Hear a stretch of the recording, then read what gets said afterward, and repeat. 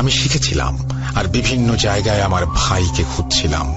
আমার ভাইকে আমি কোথাও খুঁজে পাচ্ছিলাম না, আর আমি শয়তানি কোনো অস্তিত্ব অনুভব করিনি এই 12 বছরে। আস্তে আস্তে দিন পার হতে থাকে, আর আমি আমার ভাইয়ের খোঁজ করা জারি রাখতেই থাকি, কিন্তু আশা যেন প্রায় ছেড়েই দিয়েছিলাম। এর কয়েক বছর পর একদিন আসগর হুজুর আমাকে ডেকে বললেন, আউয়াল, তুমি এখন প্রস্তুত। এই 16-17 বছরে আমি তোমাকে কখনোই কোনো কাজে নিয়ে যাইনি, তবে একটা সমস্যা পেয়েছি যার চিকিৎসার কাজ করতে হবে।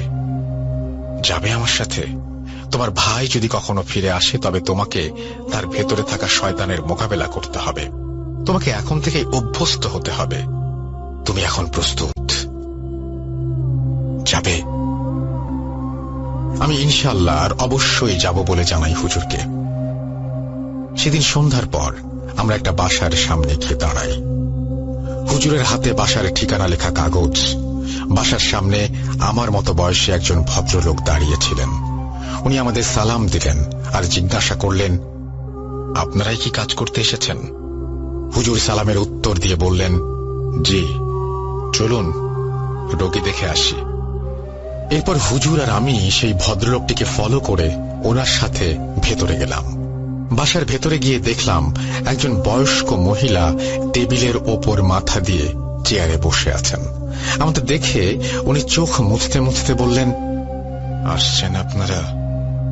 আমার স্বামী, উনি কাল থেকে উদ্ভট আচরণ করছে, ওনাকে সাহায্য করেন দয়া করে।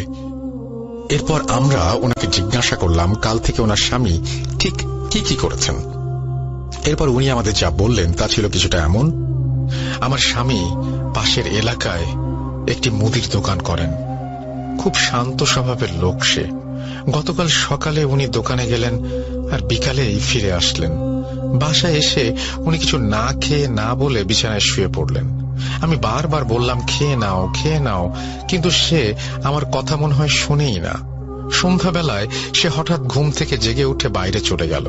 1-2 ঘন্টা পরে বাসায় এসে আমাকে বলতে লাগলো যে ভাত খাবে সে। আমি তাকে ভাত দিলাম। সে 2 জনের ভাত একাই খেয়ে ফেললো, আর এরপর আরো ভাত চাইলো। আমি ওনাকে বলি যে আর ভাত নেই। এই কথা শুনে উনি উঠে এসে আমার চুলের মুঠি ধরে আমার মাথা দেয়ালের সাথে বাড়ি দিতে লাগলেন আর বলতে লাগলেন, কতদিন খাই না, ও না ডাকলে খাওয়াই হয় না। ওই ছেলেকে ধন্যবাদ, ও না থাকলে সর্দার আমাদের ডাকেই না, মরবি, সব মরবি। এই কথা বলে সে রান্নাঘরে গিয়ে বটি নিল আর নিজের গায়ে লাগাতে গিয়ে দরজায় কে জানি টোকা দিল জোরে। যে দেখি এই ছেলে যে আপনাদের মাত্র ভিতরে নিয়ে আসলো সে দাঁড়িয়ে আছে। দরজা খুলতেই ও দৌড়ে এসে রান্নাঘরে গেলে আমার স্বামী তার হাত থেকে বটি ফেলে দিয়ে বলল, তুই? সর্দার তোকে খুঁজছে, তোর আশেপাশে যে থাকবে তাকে মরণের স্বাদ গ্রহণ করতে হবে। এই কথা বলে সে জোরে জোরে হাসতে থাকে। এত বাজে হাসির শব্দ আমি কোনোদিন শুনিনি। এরপর এই ছেলে আর আমি আমার স্বামীকে রুমে এনে বিছানার সাথে বেঁধে দেই, আর ছেলেটা আপনাদের খবর দেয়, হুজুর দয়া করে ওনাকে বাঁচান, দোহাই লাগে। মহিলার মুখে সব কথা শুনে আমি আর হুজুর সেই ছেলেটির দিকে তাকালাম আর জিজ্ঞাসা করলাম, আপনি আপনি কি জানতেন ওনার স্বামীর সমস্যা হচ্ছে? কিভাবে জানতেন?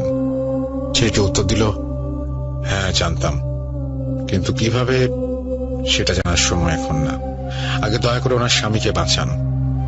এরপর আমরা মহিলার স্বামীর ঘরে ঢুকে দেখি ওনার স্বামী হাত পা বিছানার সাথে বাঁধা। আমাদের দেখেই উনি আমাদের গালাগাল দিতে লাগলেন আর মোটা আওয়াজে আমাদের দিকে আঙ্গুল তুলে বলতে লাগলেন,